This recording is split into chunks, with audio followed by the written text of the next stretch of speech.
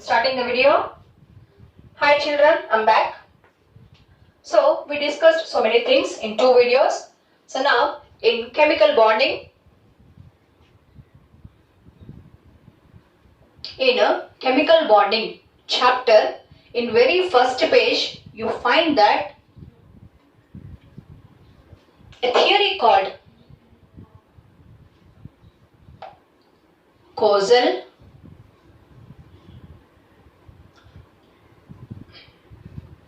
Lewis theory. Actually whatever we have discussed in previous video, that is nothing but causal Lewis theory. See, the name indicates that this theory is proposed by two people. One is causal, other is Lewis. Okay. So here the main points are same thing, that every element other than zero group, they try to get a octet configuration, which is known as octet rule. So we know that except helium, the neon, argon, krypton, xenon, these have 8 electrons in their outermost shell. But helium stable with 2 electrons, it is known as duplet or doublet electronic configuration. So, like helium, hydrogen becomes a duplet configuration if it is gaining 1 electron and forms H minus, which is known as hydride ion. This is what we discussed. And next, this first point is octet rule. Okay. So, now we will take few examples. Here see, sodium belongs to 1A group. Have how many electrons in its outermost shell? 1. So this dot is its 1 electron. So this sodium having only 1 electron in its outermost shell, because of 1 electron, group number is 1. And because of 1 electron, it is 7 more electrons required to get octet. Therefore, it loses 1 electron and forms plus 1 charge. We know everyone. So according to Lewis, the valence electrons are written as dots around the symbol. So in the same way, I will take magnesium. Magnesium is second group, so therefore I will write here 2 dots. So 2 electrons in the outermost shell, therefore it requires 6 more electrons. Therefore, instead of getting 6 more electrons, it loses 2 electrons and gets positive charge plus 2. And next, take the aluminium, which is a third group element, which has 3 electrons in its outermost shell, and it is 5 electrons far away to the octet configuration. So this will show the tendency to lose 3 electrons and forms plus 3 charge. And next we'll go to the carbon, the best element carbon. Carbon is fourth group, so it is having what? 4 electrons in its outermost shell. So around this symbol, the dots are valence electrons. Lewis dot method it is called. So 4 electrons. Now you learn that in a period left to right, the valency increases up to 4th group and then decreases, because the carbon or 4th group elements are having 4 electrons. Means they are 50% backside and 50% front side towards the octet. So therefore, they may lose electron with high electronegative elements like halogens and chalcogens. That is fluorine family and oxygen family. So, if they lose electron, plus 4. Gain electron, minus 4. That is charge. But how many electrons around it? 4. So, the number of electrons in the outermost shell is known as combining capacity, called as valency. And according to Lewis dot method, around the symbol, the dots are kept to represent valence shell electronic configuration. Next, I'll take this is nitrogen. Nitrogen belongs to 5th group. Why? Because in its outermost shell having 5 electrons. So around the nitrogen, I have to put the 5 dots. So see this is. So what do you think here? It is having 5 electrons. So required only 3 more electrons. So it gains electron -3. Or it can form how many bonds? Since having 5 electrons, it can form 5 bonds. But remember, the phosphorus can form 5 bonds, but nitrogen could not form. Because a bond is formed by overlapping of orbitals, and in the nitrogens, outermost shell, it contains only 4 orbitals. That is 1 2s orbital and 3 2p orbitals. So 1 plus 3 is 4 orbitals. So this nitrogen can form maximum 4 bonds. And the number of bonds is known as valency. If the bond is covalent bond, that valency is called as covalency. Okay. So next, if you take here oxygen, 6th group. So 1, 2, 3, 4, 5, 6. So having 6 electrons, it is how much far to the octet? 2 electrons. So this will gain 2 electron and forms -2 charge, divalent. And fluorine, it is 7th group, having 7 electrons, 1, 2, 3, 4, 5, 6, 7. So required only 1 electron to complete octet, therefore gains only 1 electron. And here, if you take neon, these are having what? 8 electrons, need not to form any bond. Valency is 0. This is what we have learned about valency. So here we discussed about octet rule and the representation of valence electrons around the symbol of an element. It is called Lewis dot method. And next one, according to Kozel-Lewis theory, the atom, everyone knows that the atom contains the outermost shell electrons and penultimate shell electrons, antipenultimate shell electrons. So remember, according to Kozel-Lewis theory, only outermost shell or valence shell, okay, valence shell electrons are participate in bond, formation, in a bond. Okay, so remember, this is the nucleus. Around the nucleus, it is maybe having 1, 2, 3, 4 orbits. So the last orbit is outermost shell.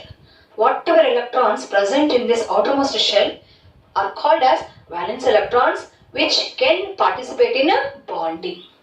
And other than this outermost means third orbit, second orbit, first orbit. These electrons are inner orbit electrons, which are known as core. Okay, core electrons or kernel. Okay, kernel means deep inside. So only outermost shell or valence shell electrons participate in bonding, where core electrons will not participate in a bonding. This is what. Okay, so why? Because in the outermost shell, by gaining electrons, they get octet configuration. And next, here, bond also we know that the force of attraction, which is making the two atoms or two opposite charged ions together, is called bond. So, third point. Now, you have two scientists here. One is Kozel, other is Lewis. Remember, Kozel explained about the ionic bond. And Lewis explained about the covalent bond. Okay, so to form the ions, to form the ionic bond, you need ions. So the charge possessed by cation, charge possessed by anion is only its valency. Because we know that the positive charge is formed by loss of electron. And negative charge is formed by gain of electron. So the whatever charge present on cation or anion is known as valency.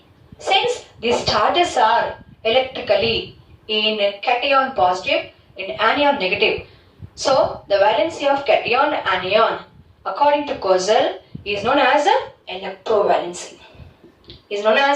electrovalency. Simply it is valency, but in case of ions, cation and anion, called as electrovalency. And in the case of covalent, the number of electrons donated by the atom to form a covalent bond. To form a covalent bond is called same valency, but this time the bond formed is covalent bond. Therefore, that valency is called as a covalency. Both are same.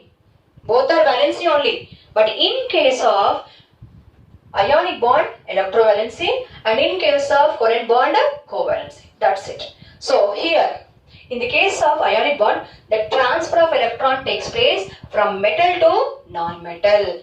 And in case of covalent, between the two non-metals, sharing of electron takes place.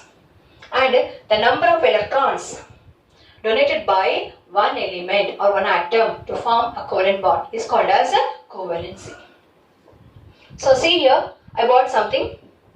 Now here, in this molecule, the central atom is black, and around this, say you have 1, 2, 3, 4 white. These 4 are hydrogens. So to this carbon, these 4 hydrogens are bonded by 1 bond. So around this carbon, how many bonds are present? 4 bonds. So this carbon is tetravalency, and the carbon donates all the 4 electrons to form 4 different bonds. Therefore, in this molecule, which is CH4, in this molecule, the carbon valency is what? 4, or covalency is 4. Now this is carbon, where sp3, only 4 sigma bonds.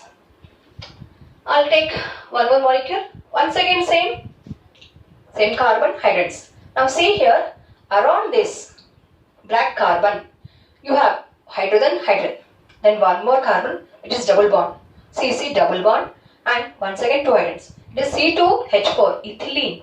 So whether it is single bond is there or double bond, you see that around the carbon only 1, 2, 3, 4 bonds are possible, because its valency is 4. Whether it is a single bond or maybe it is double bond or triple bond, the carbon can form only maximum 4 bonds. You could not place 5 bonds around the carbon, because only 4 electrons are present in its valency shell, which are involved in bonding. Then I'll show you one more. This is C2H2. The black are carbon, the white are hydrogens. CH triple bond CH. So around this carbon, how many white you can see here? How many these white lines you can see? Sticks, these are bonds. So between these 2 carbons, it's a triple bond. Means out of 4 valence electrons, 3 electrons are donated to this other carbon, and from this carbon also 3 electrons. So mutual donation and sharing covalent bond, and 4th electron with hydrogen. So whether it is a single bond or it is a multiple bond, remember around the carbon the maximum number of bonds is only 4. Okay, and therefore the covalency or valency of carbon is 4 only. Okay, so this is what happens. Ionic bond and covalent bond. Now we'll see ionic bond formation. That is what you have for this syllabus.